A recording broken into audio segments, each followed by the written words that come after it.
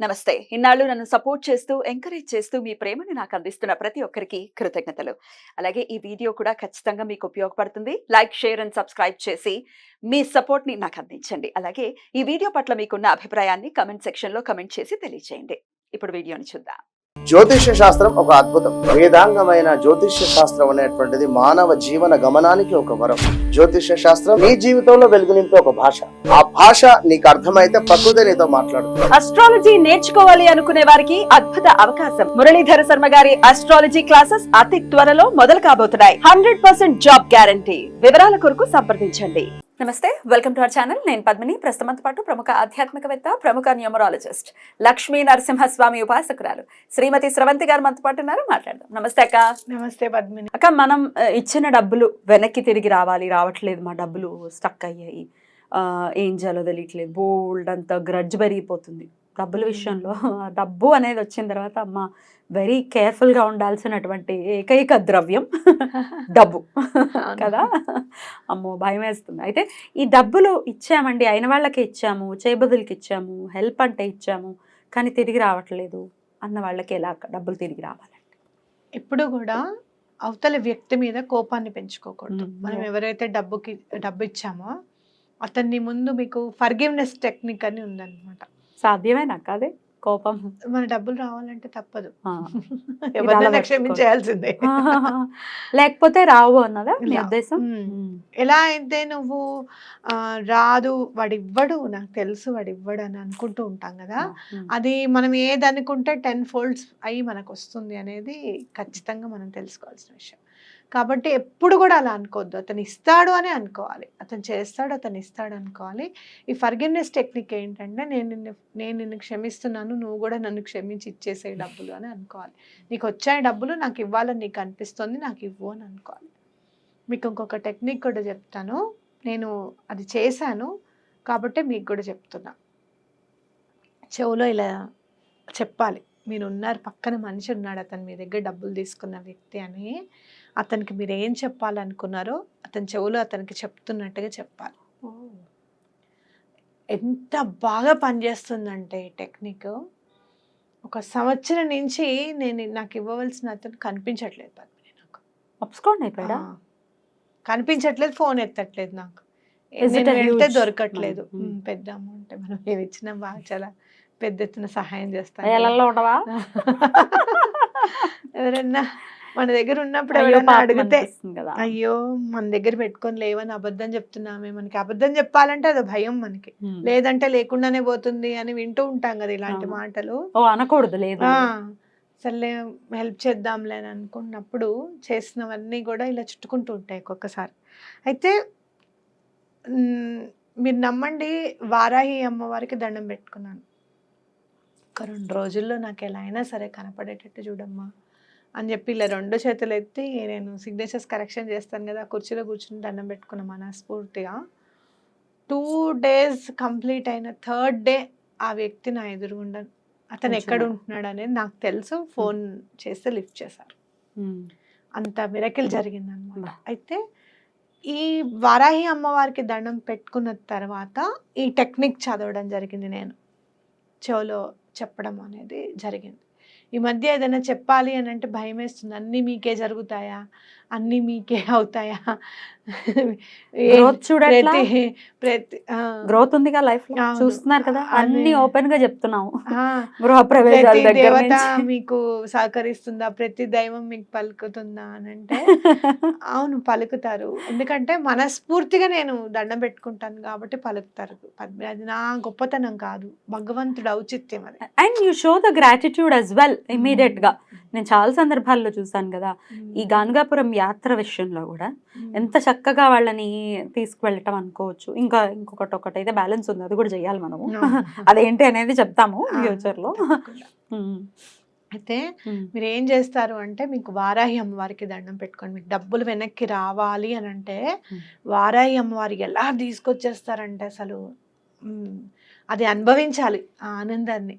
అమ్మ నాకు డబ్బు రిటర్న్ వచ్చింది దానికంటే కూడా, అమ్మ విన్నావా నువ్వు, ఎంత పెద్ద పనులు ఉంటాయి ఆవిడకి, లలిత అమ్మవారి సేనాధిపతి అని అంటే మామూలు విషయాలా?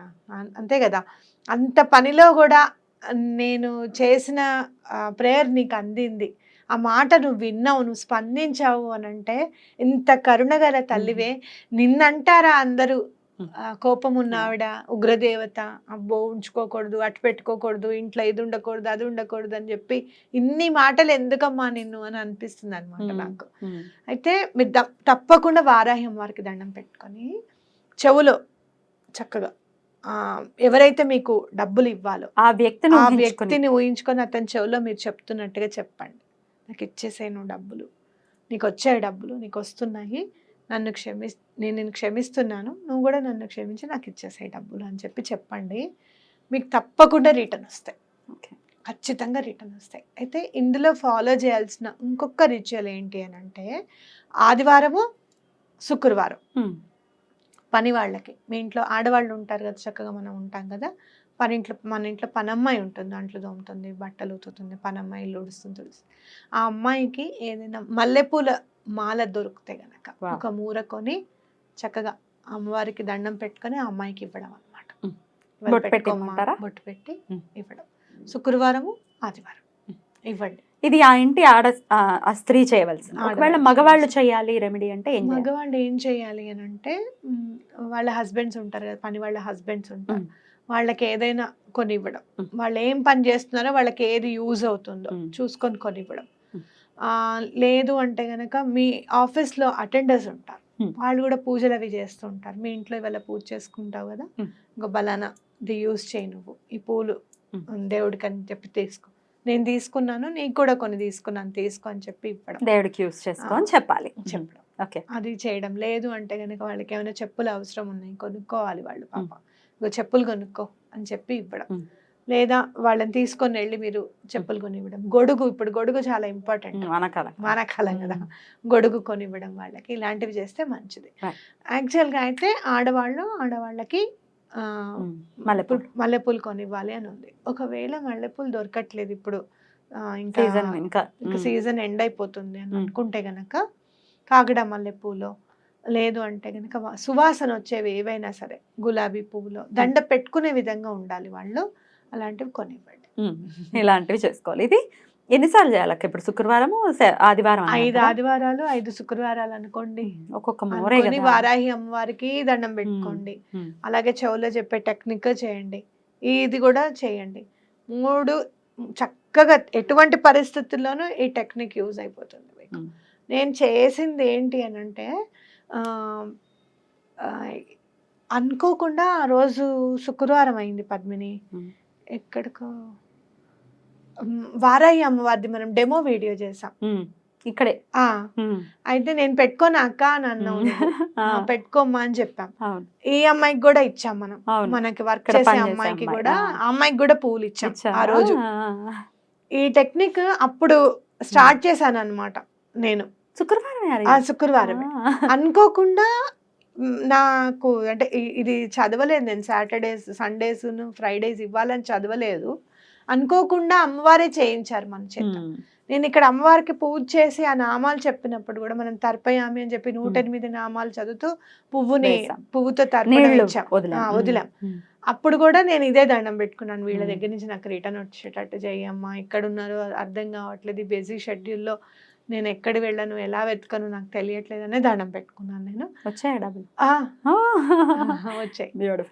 వచ్చాయి పద్మిని, కొంచెం రావాలి, అవి కూడా వచ్చేస్తాయి. బ్యూటిఫుల్ అక్క. అసలు మంచి అడ్రస్ దొరకడం ఏంటి, అంతా మొత్తం వితిన్ 4-5 days లో అయిపోయింది అంతా. మల్లెపూలతో చేసే ఈ రెమెడీ ఇంత బ్యూటిఫుల్ గా పనిచేస్తుంది. అవును, రైట్ రైట్, చాలా బాగుంది అక్క. డెఫినెట్ గా ఇది చేసుకుని ఏదో ఒక శుక్రవారం, ఆదివారం డెఫినెట్ గా ఇది స్టార్ట్ చేసుకోవచ్చు. ఏదైనా ఒక వారం అడ్డొచ్చింది, మర్చిపోవచ్చు కూడా ఒక్కొక్కసారి, అప్పుడు మర్చిపోవద్దు పద్మిని, గుర్తు పెట్టుకోవాలి. ఎటువంటి పరిస్థితుల్లోనూ అది మనిషి రూపంలో ఉన్న అమ్మవారికే చేస్తున్నాము అని అనుకోవాలి తప్పకుండా. ఎటువంటి పరిస్థితుల్లోనూ మీరు అమ్మవారికి దండం పెట్టుకున్న తర్వాత అమ్మవారి 12 నామాలు చక్కగా చదవండి, అమ్మవారిది మనం చేసుకోవచ్చు మీరు. రైట్ అక్క, చాలా బ్యూటిఫుల్ గా ఎక్స్ప్లెయిన్ చేశారు. కృతజ్ఞతలు అక్క. నమస్తే.